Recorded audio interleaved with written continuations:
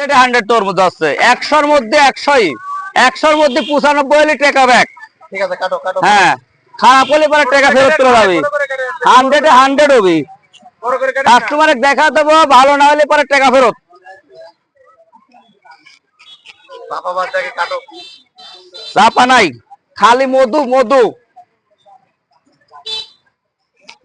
বিশাল একটা তরমুজ। সবচেয়ে বড় তরমুজ 10 কেজি ওজন।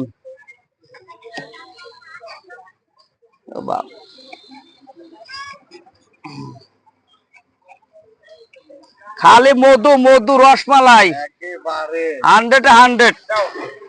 বের হইছে রে। ভেতরটা একটু দেখাও। ভাই খাবেন একজন আর মজা মারতে আর একজন। শিয়াব ফল ভান্ডার, একদন্ত বাজার, আটঘরিয়া, পাবনা।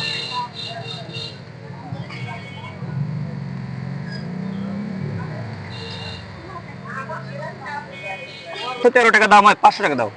513 বিল হয়, 500 টাকা লেখছে। বিশাল এক তরমুজ কাস্টমার নিচ্ছে, দেখুন 500 টাকার। ওকে, তাহলে আগে আসো। না কয় কেজি দেখো। এটা দাম ওজন কম আছে, 7 কেজি 200 গ্রাম। বাহ, ছোট আছে।